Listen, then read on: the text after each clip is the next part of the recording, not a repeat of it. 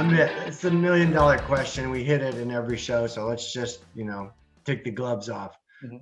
Why no one says, you know what, when I grow up, I'm going to be a head of TA. They kind of fall into it. And I'm never not amazed at the journey.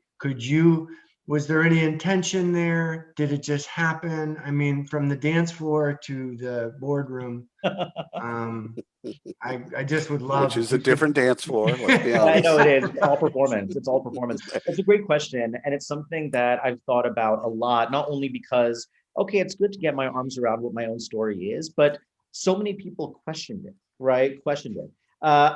One thing that I've learned over the course of my entire career is that at no point early in your career can you say, okay, that is my dream job. Like in 20 years, I want to be doing X. Because in truth, you don't know enough about that role to say, this is the culmination of everything I want to be, I want to do.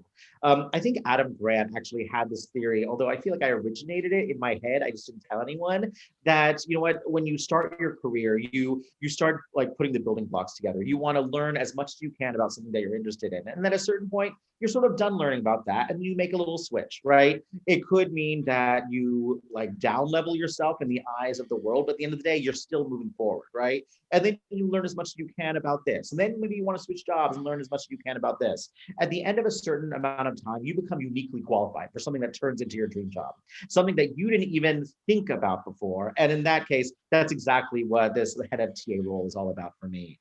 When I was an attorney, actually backing up, like when I was in high school, when I was in college, I was used to, I don't want to say being the best, but I was used to like trying to be the best, whether that was possible or not. I liked trying, I liked working hard, I liked achieving things. And I don't think that's necessarily an unusual thing. I think a lot of people are like that.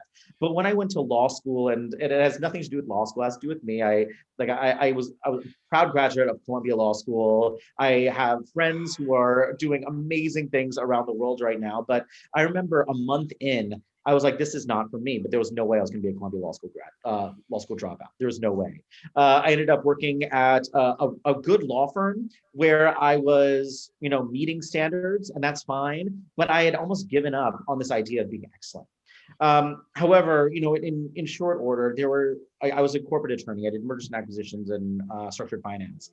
And I was brought into a few deals, maybe a year in, where I had to do some due diligence and figure out where there was additional value within these organizations that were entering into these deals. Otherwise, they would end up falling apart. So I started talking to people, and I realized some unstated value within these deals was the value of transitioning employees, right? Employees that were transitioning from one role to a new role within the new organization. And that wasn't being accounted for at all. Now, while at the end of the day, it wasn't like a huge change in the financials, it wasn't enough for shareholders to get on board, right? We are literally creating value from nothing when we create this new company, because these people are aligned to what that mission and their values actually aligned to that as well. So that I felt myself becoming refreshed. I felt myself coming back. I felt those conversations were of value. And over the next several years, I partnered with an organization called the Fleischman Group, and I actually had my own company where I focus on executive coaching as well as corporate mediation, finding opportunities to create value in the middle. Right. But over time, to be honest, I realized I'm not a solo entrepreneur.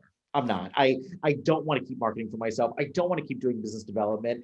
100% of my conversations can't be about the work that I do. I am so much more than that. And so I had to think critically about, okay, I feel like I'm moving forward in my legal career. Is this what's important to me? No, being a part of an organization that cares about people is important to me. Being a part of an organization where I can help people set their sights on the future, that's important to me.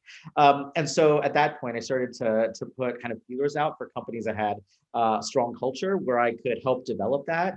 And in truth, I didn't even think about recruiting until I joined that company. I was put sort of in a rotation in that organization, and suddenly everything clicked. Everything clicked.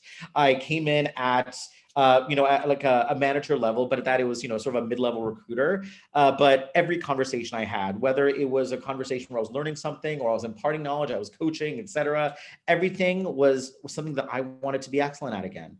And that's where I am, where I've now kind of parlayed all of that experience into, growing my recruiting career at Medallia and then joining Couchbase as the head of talent 3 years ago.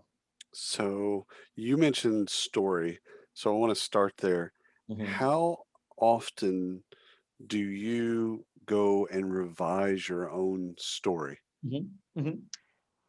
I wouldn't say all the time, but when I first started creating that story, I did it all the time. And Right, not only did I do it all the time, I also practiced it, right? Because sometimes it's not just about the story, it's about like, what do you want to take from that? What's actually right. important to you, right? There are so many indicators in a story that other people would put their own assumptions on. Right. And if you're telling your own story, and now this is incredible, I feel like incredibly pertinent to anyone looking for a job or anyone trying to explain to someone why they're a great candidate for X and Y job.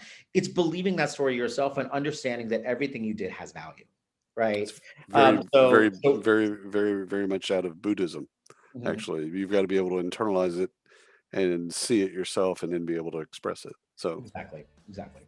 very cool. Very cool.